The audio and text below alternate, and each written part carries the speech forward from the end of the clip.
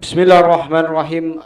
Assalamualaikum warahmatullahi wabarakatuh. Kembali bersama Anda pada malam hari ini di podcast Bonsai. Alhamdulillah kita kembali hadir di studio Bonsai. Malam ini kita akan mewawancarai salah satu suhu kungfu yang kami hadirkan dari negeri Hong Kong. Tetapi sebelum kami mewawancarai suhu kungfu ini, kebiasaan kami adalah berpantun. Kalau pandai menangkap kupu-kupu, kupu-kupu terbang, tinggallah kepompong. Di studio Bonsai sudah hadir Raja Kungfu, sengaja kami undang dari Hong Kong, yaitu adalah saudara atau suhu kita, Koko Henho. Selamat malam atau assalamualaikum, suhu Henho. Selamat malam Pak Anda lah. Iya. Kamsiala, terima kasih sudah undang ke podcast Bonsai Production. Jadi sebelum Anda wawancara, saya mau sampaikan sama pemirsa, saya bisa jawab Waalaikumsalam. Saya jangan salah sangka, saya ini orang Muslim lah, suhu Muslim loh. Terus saya mau pantun dulu Anda. Iya, sila. Kalau suka memakan singkong tumbuh di dalam kebun. Walaupun saya orang Hong Kong, tapi saya juga pandai berpantun. Oh iya, itu seperti yang dicakap tadi dari suhu Enho ini, atau kita lebih kenal dengan Koko Enho ya. Walaupun dia seperti macam ini, tapi dia Muslim. Gini Koko, kami nak bertanya, sengaja kami undang nih ya dari Hong Kong nih. Kami kan nak tahu macam mana metode atau mempelajari kungfu gitu. Silakan. Kalau belajar kungfu tak banyak cakap, tak banyak cincong lah. Yang penting mau ada keinginan. Iya. Ya kalau pertama latihan fisik. Iya. Latihan fisik itu kalau kami di Hong Kong sana lari. Yeah. Kalau lari kurang kencang, pasang anjing gila belakang, nanti kencang lari lah. Oh gitu ya. Itu salah satu metode untuk apa lari ya? Kencang. Lari kencang ya. Terus ada jurus noto. Oh. Ini toto dia 2 jari. Kalau tidak bisa 2 jari, kita biasa di apa sana negeri Leru. Ya. Biasa makan pakai sumpit. Ya. Belajar dulu makan pakai 2 jari. Itu untuk kecepatan tangan noto. Iya. Iya. Tapi kalau di kami ini istilahnya belajar apa tuh koko ya. Kalau di Hong Kong tuh kan makan dia pakai sumpit. Kalau ini pakai 5 jari aja. Sumpit 5 jari. Sumpit 5 jari itu. Kemudian ada ndak macam mana murid-murid yang ada di tempat Koko mengajar soal pernapasan murid itu macam mana, atau ada ndak perbatasan antara murid permula dengan yang sudah lama untuk menjadi kungfu nih gitu. Silakan. Kalau tuh dilatih itu murid saya di sana hampir satu daerah itu saya belajar kungfu. Mulai dari anak kecil sampai orang dewasa, sampai orang tua. Kalau yang di Solin itu rambutnya pada botak semua, tak ada tumbuh rambut macam saya lah. Apa perbedaannya kungfu dengan Solin? Kalau Solin ini seperti kami tengok di TV-TV ya, itu rambutnya kan botak. Kalau kungfu ini rata-rata rambutnya panjang. Apa perbedaannya tuh? Koko ya? Ya, namanya aja sudah Solin. Kalau Solin itu kan ada biksu. Biksu, ya. Pelatihan pernapasannya tinggi. Pelatihan lasanya itu tinggi. Kalau kungfu itu hampir sama, tidak ubah sama silat lah. Silat, ya. Silat. Ciri khas Indonesia macam itu, dia menggunakan silat, ya. Berapa daerah provinsi itu ciri khas Indonesia itu silat, ya. Kalau di Solen atau di Hong Kong itu kungfu, ya. Ya. Kan kami ini menengok-nengok, ya. Kalau Solen tuh kan dia kepala dia tuh botak.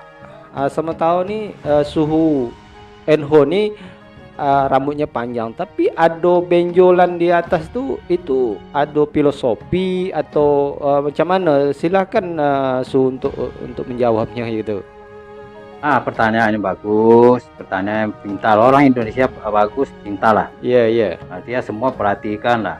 Saya juga perhatikan macam tetangga Indonesia itu ala Malaysia. Malaysia itu ala film Upin Ipin.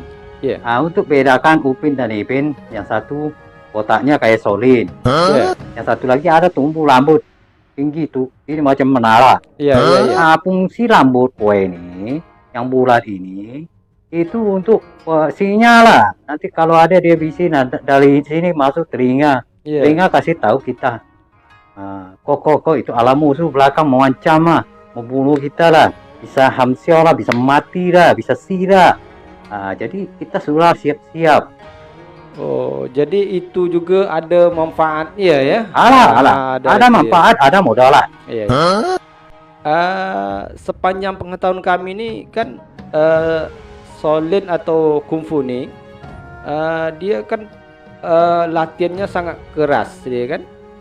Jadi makanan ada nak khusus makan dari Solin ini, selanya tertentulah gitu untuk makan dia sehingga badan dia sehat gitu, latihannya keras gitu kan.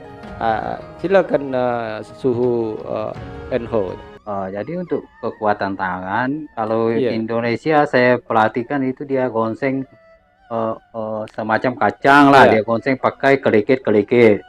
Kerikil dikasih api gonseng. Kalau kita di Solin, kita tidak guna lah makan pakai kacang lah. Itu batu kerikil itu kita aduk. Siap itu nanti itulah kita gigit sikit-sikit lah. Jadi apa ya? Apa namanya, ada manfaatnya di tangan tuh digonseng, ya? Ada kekuatannya tuh ada. Iya. Itu habis itu nanti kan dia makan batu tuh bisa ndak untuk dah hancur bisa dijadikan semen gitu ya, suhu ya? Itu jika bakal semen di dunia itu dulu leluhur pada kunyah-kunyah itu dulu. Sampai dia buang, ada ke Indonesia, ada ke Padang, ada namanya semen Padang. Kalau campak batu yang kita gigit itu ke Gersik, itu nama semen Gersik. Iya itu. Ada enggak istilahnya kami nak tanya sama Su nih? Boleh lah. Ya, Su Enho ya. Kesamaan kungfu yang ada di Hong Kong di Indonesia nih ciri khas dia kan silat. Ada enggak kesamaan antara silat dengan kungfu nih gitu? Ada, tapi kalau di silat Indonesia itu kita sama sebetulnya. Kungfu itu keras, silat juga keras. Cuma kalau kungfu biar lunak dia itu kan makan bubur. Macam Indonesia ada namanya ada silat itu Jawa Barat. Kalau sini di Indonesia tuh ada salah satu silatnya mungkin Cimande. Cimande digabung kungfu dengan Cimande tadi. Hasilnya Cilubah. Cilubah. Itu perpaduan apa namanya? Perpaduan kungfu dengan silat. Menjadi Cilubah. Jadi kungfu dengan Cimande digabung menjadi Cilubah. Iya. Selama suhu Enho ini kan itu kan sudah dari lama udah mengikuti pelatih atau apa, pernah nak mengikuti kejuaraan dunia kungfu nih gitu? Saya banyak Banyak wah enggak lah. Iya. Banyak saya ikut. Semua laga-laga saya ikut. Saya dulu kan bintang film laga. Iya. Ada laga Indonesia. Iya. Ada laga apa lagi tuh? Laga ayam tak ada? Laga internasional, laga ayam. Iya. Itu laga ini. Laga lato-lato lah. Kalau di Indonesia lato-lato ini lagi viral. Lato-lato. Jadi itu termasuk laga-laga juga ya, tak? Laga-laga tuh, tipe kan itu buah lato-lato itu kan beladu. Iya. Beladu jadi laga. Kalau orang kita Melayu lago-lago. Kalau di tempat kami ini namanya dia buah loka-loka. Itu nama bahasa daerahnya ya. Suhu Enho di dalam perguruan ini yang dipimpin oleh Koko gitu atau Suhu Enho nih, itu kan banyak punya anak murid nih, dari anak mungkin sampai orang tua atau menula ya. Ada enggak cara pernapasan dia tuh mengaturnya macam mana gitu? Silakan Suhu. Iyalah. Saya mau kasih tahu lah. Ya, Yeah. ada beberapa tahapan. Kalau anak-anak itu tenaga masih kuat, ya. Napas masih panjang. Untuk melatih pernapasan itu pertama naik gunung. Naik gunung. Makanya lagu Indonesia ada namanya naik puncak gunung. Nah, kalau misalnya dia tuh kurang tenaga, takut untuk naik gunung, takut ketinggian, kita coba kasih, ada pelihara di situ di perguruan saya itu ada pelihara anjing gila 3. Jadi kalau dia kurang lari, selepas itu anjing gila dia lari sampai ke gunung. Nah, beda dengan orang tua. Kalau orang tua tidak bisa kita paksakan. Nah, nanti bisa sesak napas dia. Tak bisa kita atur dia pernapasan. Bahkan sebelum latihan dia susah sesak napas. Nengok anjing gila aja sudah sesak napas, sudah mau mampus lah. Jadi kami menangkap tadi dari apa? Kalau permula dia naik gunung, turun gunung. Ya. Kalau udah agak tinggi sedikit, dia tuh kalau kurang laju pakai dikejar anjing lah ya. Kalau udah tua lagi sedikit mengatur penapasan ya. Tetapi kalau udah napas tak teratur, mungkin napasnya mengatur dia. Napas mengatur, sesak napas ya. Dan belum ada jual obat sesak napas, belum ada. Iya. Kamu kasih napas bantuan, dia laki-laki semua, suka lah sama perempuan. Kalau orang gurunya perempuan kasih napas pembantuan tak apa. Gitu ya. Kalau musuh nih kan, musuh nih kan kalau kita dah habis semua jurus yang kita keluarkan, ada ndak jurus-jurus yang tertentu untuk melawan musuh nih gitu? Sebetulnya itu mau saya sampaikan sama Anda lah. Kita punya semua jurus ada. Kalau jurus ular dia kayak begini. Seperti ular. Kalau jurus ini ada orang tengkorak lah. Orang tengkorak tahu lah. Tengkorak itu gini. Terus kalau dengan dua jurus tadi, itu jurus mabuk ada juga ya? Alah. Kita minum tuak dulu. Mabuk di Indonesia ada tuh orang jual. Kebanyakan orang kita tapanuli. Rupanya orang Indonesia ini ada melantau ke Hong Kong lah. Dia jual kedai tuak. Ada orang tua. Dengar saya ada lagu Sumatera Utara. Tinanggal turu saya berarti itu ada tuak. Saya minum dulu baru ini kungfu. Baru kungfu mabuk. Pertanyaan Anda tadi, kalau seandainya jurus yang 3 tadi tidak mau lawan kalah, ada jurus terakhir. Apa tuh jurusnya itu? Begini. Jadi gini Anda, ya. Ada jurus pamungkas. Kalau lawan susah lumpuhkan, susah kasih mati, susah kasih tumbang. Ada 2 cara. Pertama ini lentang tangan. Kasih maju. Itu namanya jurus cekek. Jurus yang kedua, kalau tidak juga mau mampus, tidak juga orang ini tumbang. Tarik tangan belakang.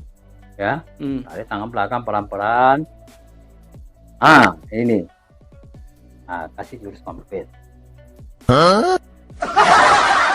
Ya Allah. Punya kata apa? La haula wala quwata illa billah. Panas. Dilupa. Tuh, orang takut juga lah.